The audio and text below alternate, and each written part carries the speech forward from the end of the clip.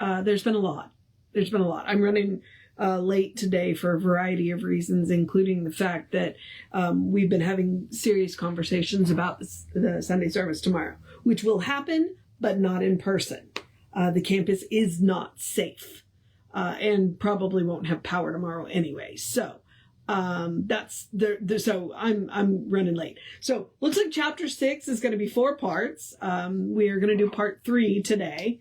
I counted up the rest of the pages and I'm like, there's 11 more pages. Yeah, I'm just going to break it up. So I'll do the rest of it. I'll do part 4 tomorrow, which will end chapter 6. So, yeah, that's there. So a lot going on. All right. So we are starting in chapter 6, which is about people's relationship with the spiritual universe, on page 118. And the section we are starting with is called Limitless Media. So let's get into, there was something, the way Ernest was talking yesterday, and I'm like, he keeps leaning into what eventually will become quantum physics with his use of the word etheric. So anytime you see that, hear that outdated term is what I'm trying to say, etheric, think quantum physics. Because honestly, we still don't know what it is that is in the space between the electrons and the neutrons and the positrons. We don't know. And when we stop and think about it, it's mind-blowing. So I encourage you to do that. Anyway, but I have a sneaking suspicion, since we're going to be talking about limitless medium, there may be some etheric comments in here. So, all right, let's get on with it. When we realize that in dealing with our own individuality, we are dealing with the self-conscious mind. And when we realize, when we realize that in dealing with the subjective mind, we are dealing with a universal subjectivity, we shall come to understand that we have a conscious intelligence at our disposal, compared with which the united intelligence of the human race is as nothing. The universal subjective mind, being entirely receptive to our thoughts, is compelled by its very nature to accept that thought and act upon it, no matter what the thought may be. Since we are dealing with an infinite power, which knows only its own ability to do, and since it can objectify any idea impressed upon it, there can be no limit to what it can or would do for us other than the limit of our inward embodiment, which means it's on us. Limitation is not in principle nor in law, but only in the individual use we make of principle. Emphasis, earnest. Our individual use of it can only equal our individual capacity to understand it, to embody it. We cannot demonstrate beyond our ability to provide a mental equivalent of our desire. Subjectivity is entirely receptive and neutral, as we have learned, and it can take our thoughts only the way we think them. It has no alternative. If I say I am unhappy and continue to say it, the subconscious mind says, yes, you are unhappy, and keeps me unhappy as long as I say it. For thoughts are things, and an active thought will provide an active condition for good or evil. Suppose one has thought poverty year after year. They have thereby personified a law which continues to perpetuate this condition. If the thought is not erased, the condition will remain. A law has been set in motion which says, I am poor, and sees to it that this is so. This is at first an auto-suggestion, then it becomes an unconscious memory, working day and night. This is what decides how the law of attraction works for us, because the law of attraction and repulsion are entirely subjective. Our use of them may be conscious to start with, but it becomes subconscious as soon as used. Side note here, I do want to remind you, Ernest is aware of the systemic forces which can keep people in poverty. So what we're talking about is on an individual level. He may or may not ever deal with the systemic, but Science of Mind is aware of that, and we are working on that. So, and it's one of the things that that's why we have a social justice thing. Okay, back to the reading. So I just, because he starts with poverty, I wanted to address that. Okay, back to the reading. Suppose I do not say I am poor, but that I come into the world with an unconscious thought of poverty. So long as this thought remains, I am likely to remain poor. I may not understand the law, but it will be working all the time. We come into this world with a subjective tendency towards conditions, but we must not forget that we are also dealing with a subjective tendency towards ultimate good. Because in spite of all conditions, the race believes more in good than in evil. Otherwise, it would not continue to exist. This is the eternal hope and sense of our life. The encouraging message in all of this is, no matter what may be in the subjective state of our thought, the conscious state can change it. This is what treatment does. How can this be done? Through the most direct method imaginable, by consciously knowing that there is no inherited tendency towards limitation, no race suggestion operating through subjectivity, nothing in, around, or through us that believes in or accepts limitation in any way, shape, manner, or form. We do not stop here. This is only half of the treatment. The conscious state must now provide a higher contemplation, a spiritual realization which says, I partake of the nature and bounty of the all good, and I am now surrounded by everything which makes life worthwhile. The universal medium at once changes its thought, because its thought is deductive only, and says, yes, I am all of these things in you, and immediately begins the work of bringing such conditions to pass. Whatever is held in consciousness until it becomes a part of the subconscious side of thought tends to take place in the world of affairs. The reason that we do not demonstrate more easily is that the subjective state of our thought is too often neutralized by the objective state, though often this is an unconscious process of thought. Basically, what I'm hearing him say is what we have to do is stop saying what we don't want and replace it with what we do want. We need a new mental equivalent. We need a new idea of what our life looks like. Back to the reading. Whenever our subconscious mind holds long enough, whatever our subconscious mind holds long enough is bound to be produced in our external affairs. Our subconscious mind is the medium in which we all live and move and have our being on the subjective side of life. Our atmosphere is universal subjectivity, the medium through which all intercommunication takes place on every plane. It follows from whatever we have said that any suggestion held in the creative mind would produce its logical result, no matter what such suggestion might be. If it were a suggestion of destruction, it would destroy. If it were a suggestion of good, it would construct. For this is a neutral field. All right. The next section, he didn't pull any punches. The next section is Christ and Antichrist. Fortunately, it's short. The Spirit of Christ means that mentality which recognizes the law and uses it for constructive purposes only. The spirit of Antichrist means the spirit of the individual who, understanding the law, uses it destructively.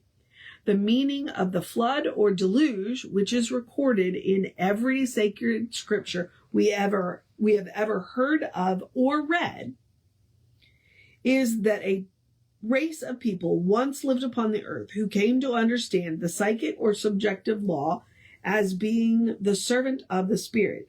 They understood themselves to be spirit, but they did not understand the harmonious unity of spirit.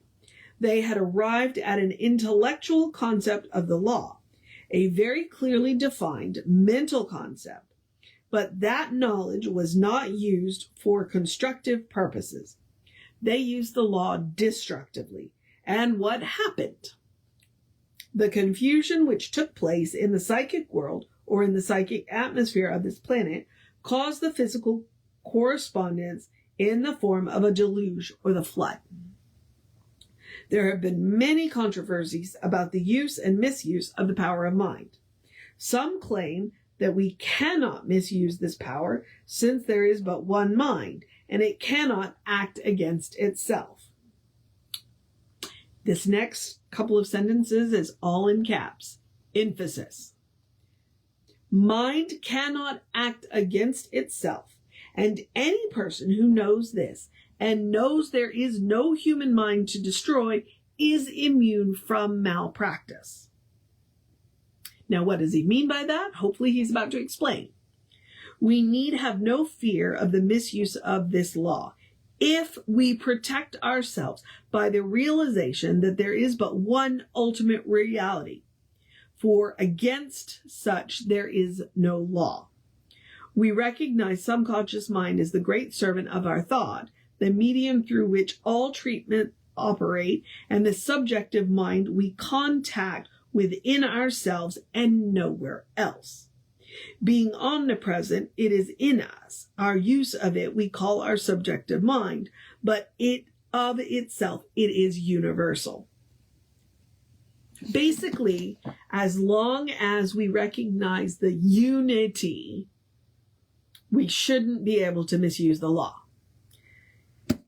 But if we recognize the unity and still use the power destructively, well, then, there's that. Okay? So that's what I'm hearing Ernest say. Okay.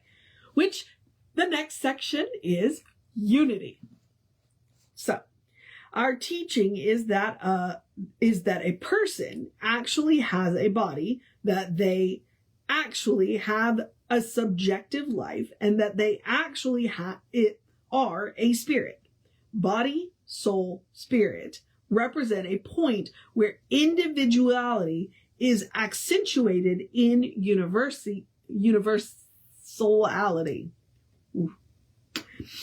It is only through this conception that we can arrive at a consciousness of unity of the whole. In other words, if I have one mind and you have one mind and God has another mind, 3 separate minds, I cannot talk with you and you cannot talk with God. If your mind and my mind were not the same mind, we would have no way by which to communicate with each other. Thus, we are forced to the conclusion that there is but one mind. Each individual, however, is a unique variation in the universe. No two people are alike. And yet all people are rooted in that which is identical. We recognize then in man's self-knowing mind We recognize then in people's self-knowing mind their unity with the whole. For while a drop of water is not the ocean, yet it contains within itself all the attributes of the limitless deep. He's quoting Rumi again. People's self-knowing mind is the instrument which perceives reality and cognizes or realizes the truth. All illumination, inspiration, and realization must come through the self-knowing mind in order to manifest in people. Vision, intuition, and revelation proclaim themselves through people's self-knowing mind. And the saints and sages, the saviors and Christs, the prophets and seers, the wise and the learned have all consciously perceived and proclaimed this fact. Every evidence of human experience, all acts of kindness and mercy have interpreted themselves through people's self-knowing mind. All that we consciously know, say, or think, feel or believe, hope or long for, fear or doubt, is some reaction of the self-knowing mind, subjective memories we have, and unexpressed emotions we feel. But to the self-knowing mind alone comes realization.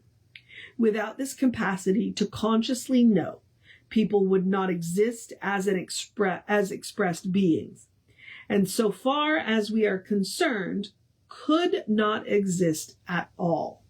The self-knowing mind of people proclaim itself in every thought, deed, or act, and is truly the only guarantee of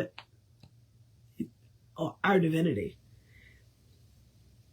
It is the unity with this whole or God on the conscious side of life, and it is an absolute guarantee that we are a center of God consciousness in the vast whole. Whoa. It is our unity with the whole or God on the conscious side of life, and is an absolute guarantee that we are a center of God consciousness in this vast whole. Thought that bore repeating. All right. We will say then that in spirit, people are one with God. But what of the great law of the universe?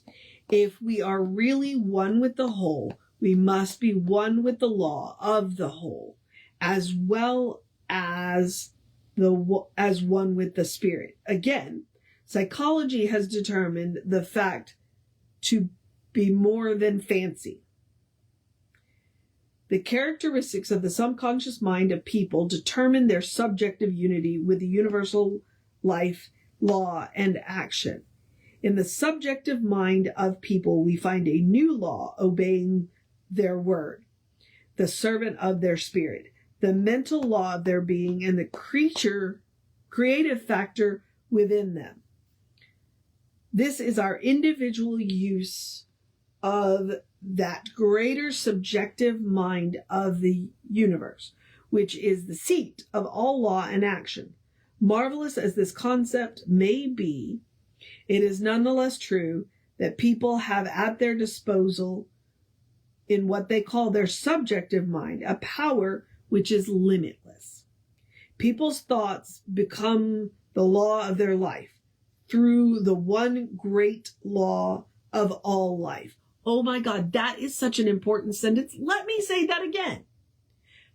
People's thoughts, a person's thought, becomes the law of their life through the great law of all life.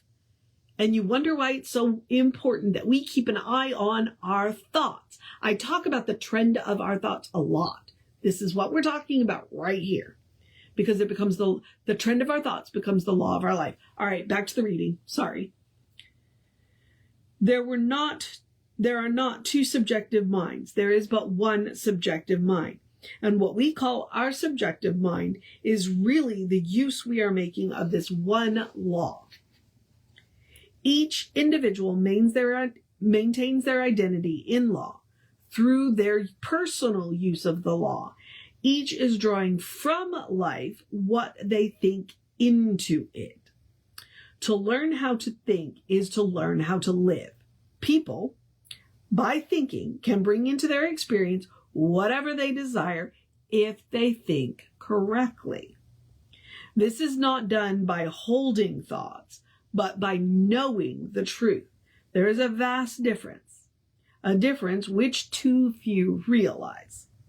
Modern science tends towards a teaching of unity, tends to resolve the material universe into a physical universe and a physical universe into energy. The tendency of modern thought is to return by the route of inductive science to the great spiritual deductions of the ages, that all is one.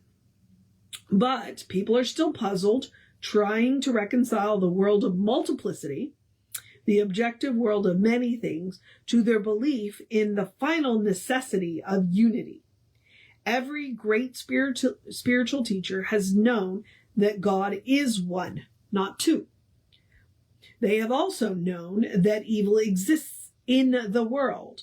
By what we mean by evil is apparent limitation, poverty, sickness, death, and what we call sin, which is nothing more than a mistake. Here, how are we going to reconcile suffering with the lack of goodness of God? How are we going to reconcile suffering and lack with the goodness of God? The difficulty is solved when we realize that all creation is an effect. It is real enough, as real as it is supposed to be. As you look about you, the mountain is a mountain and the molehill is a molehill. The dust storm is a dust storm, but they are all effects. As you enter your garden and observe the bamboo tree, the grapefruit, and many other variations of form, you see that each is rooted in the one creative soil, and each is individualized out of this creative soil, which is unique.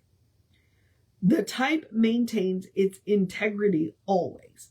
We observe in creation an atomic intelligence, then a simple consciousness, after which comes a personal consciousness, then a cosmic consciousness. These variations of consciousness are definitely defined and accepted by most investigators. As we watch the transition from the atomic to the simple intelligence, from the simple to the personal, and from the personal to the cosmic, we find that we are merely going up a scale of unity. The spirit is not something apart from matter, so-called, but is something working through matter. The potential possibility of what we call the highest and the lowest is inherent in everything. They are not different things. They are the same thing functioning at different levels. Emphasis, Ernest. It is neither low nor here nor low there, for behold, the kingdom of God is within. Yeah, that's definitely a Bible quote. There are different mental depths and heights from which we may look out upon life. From whatever level we look, that which we see comes back to us by an invariable law of attraction. That which we look upon is real while we look at it. We arrive at a consciousness of unity only in such a degree as we see that what we are looking for, we are looking with and looking at. Heaven is lost merely for the lack of a perception of harmony. Hell is the phantom abode of our morbid imaginations. Heaven and hell are states of consciousness. All right, one more section and then we're going to call it done for the day. This last section is subjective law. We should grasp the idea of universal subjectivity, the potentiality of all things, the divine creative medium. This is the principle through which we are to demonstrate the healing of the body or of conditions, and it acts accurately and mathematically because it is the law of cause and effect. When we think from conscious intelligence or spirit. The thought then becomes subjectified. It goes into the subconscious mind. What is a person's subconscious mind? It is their atmosphere or mental center in the universal subjectivity. It is held in our philosophy that there is no such thing as your subjective mind and my subjective mind, meaning two, for this would be duality. But there is such a thing as the subjective state of my thought and of your thought in mind. This should be seen clearly, for here is where psychology and metaphysics separate, where their interpretations differ. When we think into a universal creative medium, a receptive and plastic medium which surrounds us on all sides, which permeates and flows through us. When we think, we must and do think into and upon it, since it is omnipresent. As each subjectifies a consciousness about themselves, they are surrounding themselves with a mental atmosphere, and nothing can enter this except through the avenues of their own thought. But this thought might be conscious or unconscious. In most cases, it is unconscious. However, the student of metaphysics is learning to consciously control the stream of thought that they allow to enter into their inner and creative mentality. And that is where we are going to call it a day. We are going to start on page 125 with the section, The Result of Our Own Thinking. And then we should finish up this chapter tomorrow. It's been a long slog, but there's some really, really interesting meat on that bone. All right. So here's where I do the housekeeping, which is that we are Creative Life Spiritual Center, Creative Life Spark. I am the running Rev Ryan on the social medias that I am on. I do encourage you to go and like and share and follow and subscribe and do all of that stuff. Comment. It supports us in the algorithms, and we appreciate it. If you want to know what's going on with the center, or I don't know what. If you want to know what's going on with the center or need to get in touch with us, you can absolutely reach out to us. We have a constant contact, which is info@creativelife.org, or you can go to our website. Simply because I'm doing this live, and if you happen to catch this, because of the downed power lines, the campus is not safe. We will not have an in-person service on Sunday tomorrow. But we will have a service. We're figuring that out right now, so it will be on Facebook Live, and it'll be available on YouTube later. So please do not come to the campus tomorrow. It's not a safe place to be. Centerpoint has a lot of work to do, and honestly, we can give them a pass this Sunday. It can wait. So just bear that in mind. All right.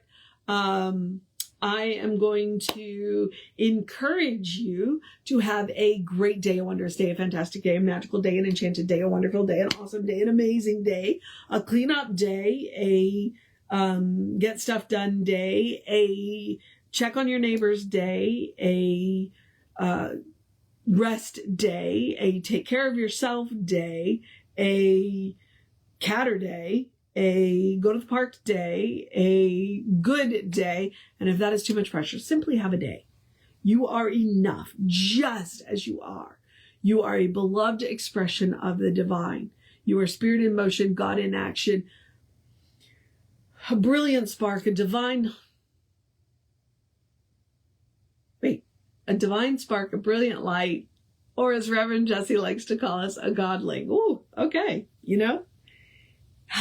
Yep. All right. So that will be it. But Reverend David should be on around 5 p.m. with you. I will be back with you around 9 a.m. We will have a service for you. It just will not be in person. Because like I said, campus isn't safe.